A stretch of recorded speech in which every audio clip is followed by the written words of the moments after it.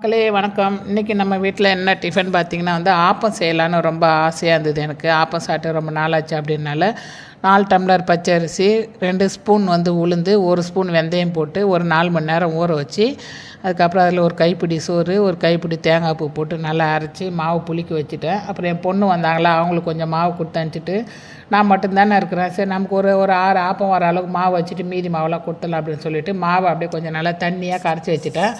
ஆப்ப மாவுக்கு கெட்டியாக இருந்தால் நல்லா இருக்கிறதுனால தண்ணியாக வச்சு மாவு புளிக்க வச்சு எடுத்து அவங்களுக்கு பாதி கொடுத்துட்டு மீதி மாவு எனக்கு எடுத்து வச்சுருக்கேன். தேங்காய் பால் அரைச்சி பால் எடுத்து அதுக்கப்புறம் ஆப்பம் சுட்டு சாப்பிட்ணும் ரொம்ப நாள் ஆசை.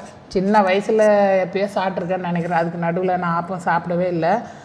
எனக்கே இப்போ ஒரு 46 வயசு ஆகுதுன்னா பார்த்துக்குங்களா, இத்தனை வருஷம் வரைக்கும் நான் ஆப்பமே சாப்பிடல. சரி இன்றைக்கி ட்ரை பண்ணலாம் அப்படின்னு சொல்லிவிட்டு இந்த என்கிட்ட ஆப்பச்சட்டி இல்லை, இது சின்ன வானல், இது மீன் வறுக்கிற வானல், இதில் போட்டு எடுத்தேன். சரியாக வரல, அங்கங்கே ஒட்டிட்டு வந்தது. அதுக்கப்புறம் இரும்பு கல் இருந்தது, தோசை கல், அதில் போட்ட பாருங்க நல்லா அழகாக வந்தது.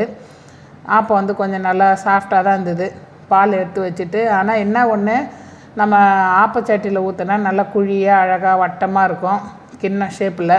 தோசை கல் ஊற்றுறதுனால கொஞ்சம் வளைவு கம்மி, ஆனால் நல்லா தான் இருந்தது சாஃப்டாக. சரி நமக்கு தேவை ஆப்பம் தேங்காய் பால், டேஸ்ட்டு தான், ஷேப்பு தேவையில்லை அப்படின்னு சொல்லிவிட்டு அதை அப்படியே அந்த சின்ன பேஷனில் வச்சு அது மேலே அப்படியே தேங்காய் பால் போட்டு அப்படியே லைட்டாக சர்க்கரையும் போட்டுக்கினேன். ஏற்கனவே சர்க்கரை போட்ட பாலில் சரி பத்தாமல் இருந்தால் என்ன பண்ணுறதுன்னு சொல்லிவிட்டு அதில் ஒரு 2 ஸ்பூன் சர்க்கரையை போட்டு தேங்காய் பால் ஆப்பம் வச்சு சாப்பிட்டாச்சு.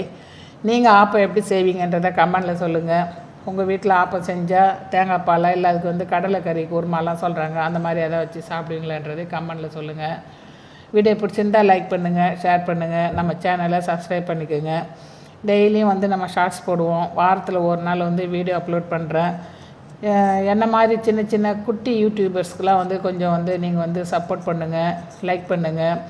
நாங்களும் ஒரு காலத்தில் மேலோங்கி வருவோன்ற ஒரு நம்பிக்கையில் உங்கள்கிட்ட பேசிகிட்டு இருக்கேன். சங்கீதா வினோத் சேனல் மாதிரிலாம் நம்மளும் ஒரு காலத்தில் வரணும். வீட்டில் யாருமே இல்லை, நம்ம செய்கிறது, எடிட் பண்ணுறது, வீடியோ எடுக்கவோ யாரும் ஆள் இல்லை.